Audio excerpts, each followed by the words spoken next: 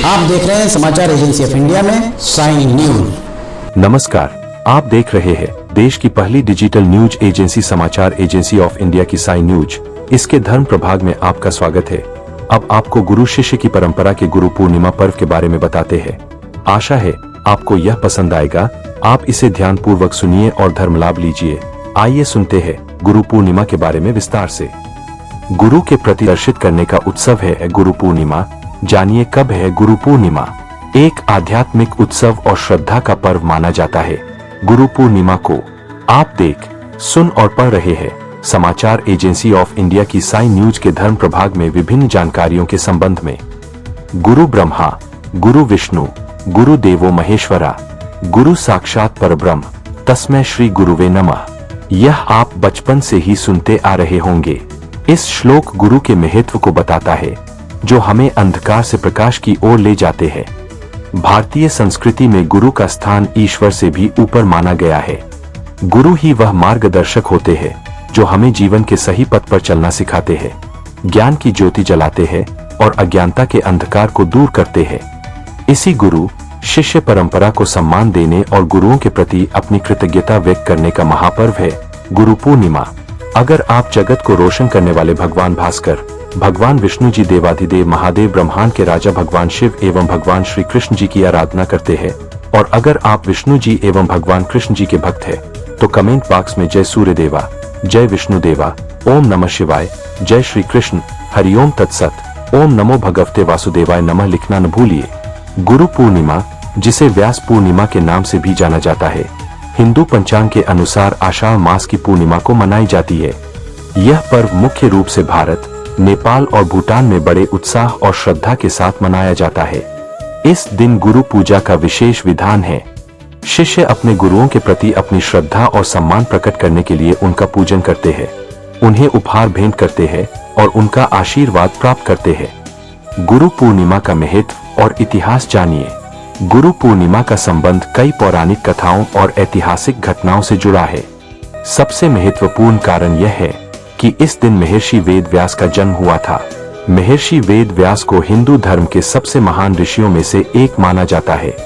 उन्होंने वेदों का विभाजन किया, महाभारत जैसे महाकाव्य की रचना की और 18 पुराणों को संकलित किया।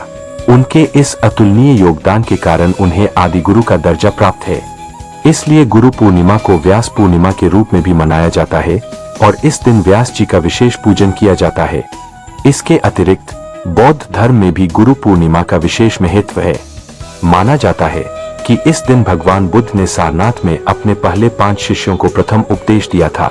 इस कारण बौद्ध धर्म के अनुयायी भी इस दिन को धम्मचक्र प्रवर्तन दिवस के रूप में मनाते हैं और अपने गुरु भगवान बुद्ध के प्रति श्रद्धा व्यक्त करते हैं। जैन धर्म में भी यह पर्व महत्वपूर्ण है, क्योंकि इस दिन भगवान महावीर ने अपने पहले शिष्य गौतम गंधर को ज्ञान प्रदान किया था, जिसके बाद वे प्रथम गुरु बने थे। भारतीय संस्कृति में गुरु को परम पूजनीय स्थान प्राप्त है। वेदों से लेकर आधुनिक काल तक गुरु को ब्रह्मा, विष्णु और महेश के समकक्ष माना गया है।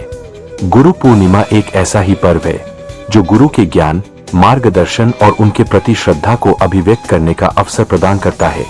यह पर्व न केवल धार्मिक और आध्यात्मिक दृष्टि से महत्वपूर्ण है, बल्कि यह शिक्षा, संस्कृति और सामाजिक चेतना के क्षेत्र में गुरु के अमूल्य योगदान को रेखांकित करता है। गुरु पूर्णिमा का शाब्दिक अर्थ क्या है, यह जानिए। गुरु पूर्णिमा 2 शब्दों से मिलकर बना है, गुरु और पूर्णिमा।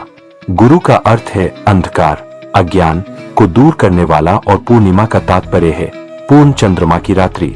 इस दिन चंद्रमा अपने पूर्ण सौंदर्य में होता है और यह प्रतीक होता है पूर्ण ज्ञान, शुद्धता एवं उजास का। आठ गुरु पूर्णिमा उस पावन तिथि को कहा जाता है जब शिष्य अपने गुरु के प्रति श्रद्धा व्यक्त करते हैं और उनसे ज्ञान प्राप्त करने के लिए स्वयं को समर्पित करते हैं। गुरु की महिमा को समझिए। भारतीय संस्कृति में गुरु को ज्ञान का सागर, अंधकार का नाशक और मोक्ष का दाता माना गया है। गुरु न केवल हमें किताबी ज्ञान देते हैं, बल्कि वे हमें जीवन जीने की कला सिखाते हैं, नैतिक मूल्यों का पाठ पढ़ाते हैं और हमारे भीतर छिपी क्षमताओं को बाहर निकालने में मदद करते हैं। एक सच्चा गुरु अपने शिष्यों को सही गलत का भेद बताता है और उन्हें आत्मज्ञान की ओर प्रेरित करता है।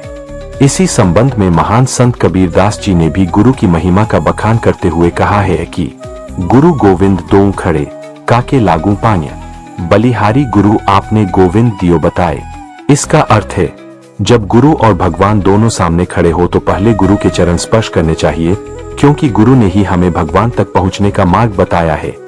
यह दोहा गुरु के सर्वोच्च स्थान को स्पष्ट करता है। जानिए गुरु पूर्णिमा कैसे मनाएं। गुरु पूर्णिमा के दिन शिष्य सुबह जल्दी उठकर स्नान करते हैं और स्वच्छ वस्त्र धारण करते हैं। फिर वे अपने गुरु के पास जाते हैं और उनका आशीर्वाद लेते हैं।